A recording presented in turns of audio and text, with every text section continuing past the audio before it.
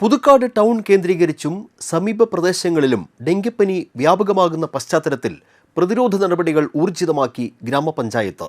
രോഗവ്യാപനം നിയന്ത്രണ വിധേയമാക്കാൻ ആരോഗ്യവകുപ്പിന്റെ സഹായത്തോടെ നടപടികൾ ആരംഭിച്ചു. പുതുക്കാട് പഞ്ചായത്ത് 2-ാം വാർഡിലും പുതുക്കാട് ടൗണിനോട് ചേർന്ന പ്രദേശങ്ങളിലുമാണ് ഡെങ്കിപ്പനി റിപ്പോർട്ട് ചെയ്തത്.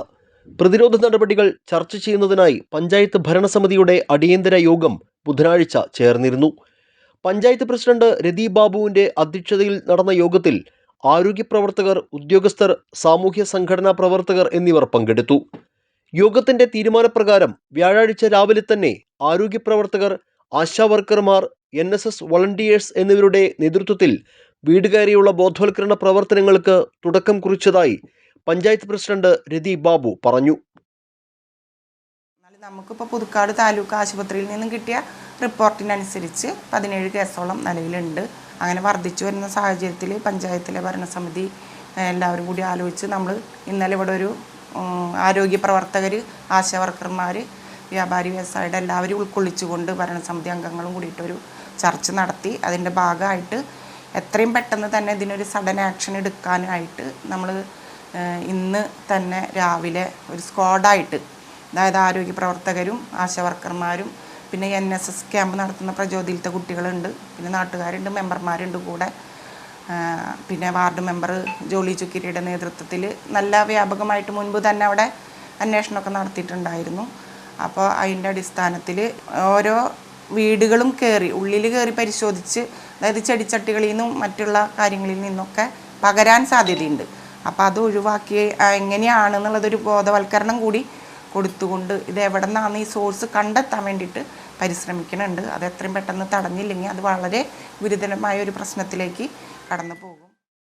കൂടുതൽ ഡെങ്കി കേസുകൾ റിപ്പോർട്ട് ചെയ്ത പുതുക്കാട് ബസാർ റോഡ് മേഖലയിൽ കാനകളിൽ വെള്ളം കെട്ടിക്കിടക്കുന്ന സാഹചര്യമുണ്ടോ എന്നറിയുന്നതിനായി ഹിറ്റാച്ചി ഉപയോഗിച്ച് കാനകൾ തുറന്ന് പരിശോധന നടത്തി.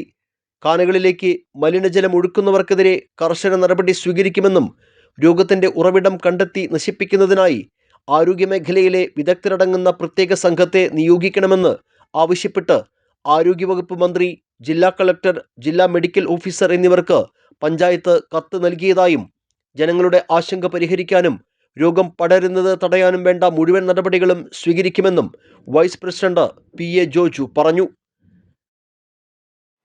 ഡെങ്കിപ്പനിക്ക് കാരണമായേക്കാവുന്ന അത് പരത്തുന്നതിൽ വലിയ പങ്ക് വഹിക്കുന്നത് ഈഡിസ് കൊതുകുകളാണ്.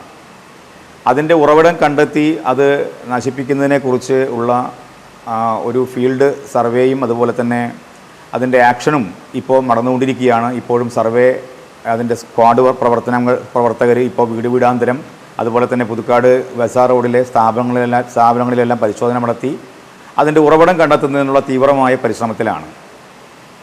തീർച്ചയായിട്ടും ഈ ഒരു പ്രത്യേക സാഹചര്യം നേരിടുവാനായിട്ട് നമ്മൾ തയ്യാറാകേണ്ടിയിരിക്കുന്നു. പഞ്ചായത്ത് ഭരണസമിതിയും അതുപോലെ തന്നെ ആരോഗ്യവകുപ്പിലെ മറ്റ് ഉദ്യോഗസ്ഥരും ആശാപ്രവർത്തകരുമൊക്കെ ഈ സവിശേഷ സാഹചര്യം നേരിടുന്നതിന് വേണ്ടിയിട്ടുള്ള തീവ്രമായ പരിശ്രമത്തിലാണ്.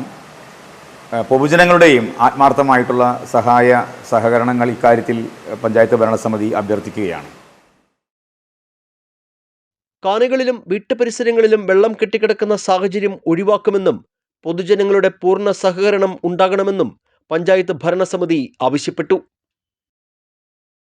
കഴിഞ്ഞ ഏതാനും നാളുകളായി പുതുക്കാട് പഞ്ചായത്തിന്റെ 2-ാം വാർഡിലും ടൗണിനോട് ചേർന്ന പ്രദേശങ്ങളിലും റിപ്പോർട്ട് ചെയ്തുകൊണ്ടിരിക്കുന്ന ഡെങ്കി കേസുകൾ ഇപ്പോൾ നിയന്ത്രണ വിധേയമായിട്ടുണ്ട് എന്നാണ് ആരോഗ്യവകുപ്പ് അധികൃതർ പറയുന്നത്. ഏതായാലും പഞ്ചായത്തിന്റെ നേതൃത്വത്തിൽ ബോധവൽക്കരണ പ്രവർത്തനങ്ങളും ഒപ്പം ശുചീകരണ നടപടികളും കാര്യക്ഷമമാക്കിയിട്ടുണ്ട്. കൊതുകുകളാണ് ഈ രോഗം പടർത്തുന്നത്. അതുകൊണ്ട് തന്നെ കൊതുകിനെതിരെയുള്ള പ്രതിരോധമുണ്ടാക്കുക, മാലിന്യം വെള്ളം കെട്ടിക്കിടക്കാതിരിക്കാൻ ശ്രദ്ധിക്കുക. അങ്ങനെ ജനങ്ങൾ തന്നെയാണ് ഇക്കാര്യത്തിൽ കൂടുതൽ ബോധവാന്മാരാകേണ്ടത് എന്നാണ് ആരോഗ്യവകുപ്പും പറയുന്നത്. ഏതായാലും ഡെങ്കിപ്പനിക്കെതിരെ കൂടുതൽ പ്രതിരോധ നടപടികൾ ഊർജിതമാക്കേണ്ടതുണ്ട്. ക്യാമറാമാൻ നന്ദുവിനൊപ്പം ആൻഡോ കല്ലേരി, NCTV ന്യൂസ്, പുതുക്കാട്.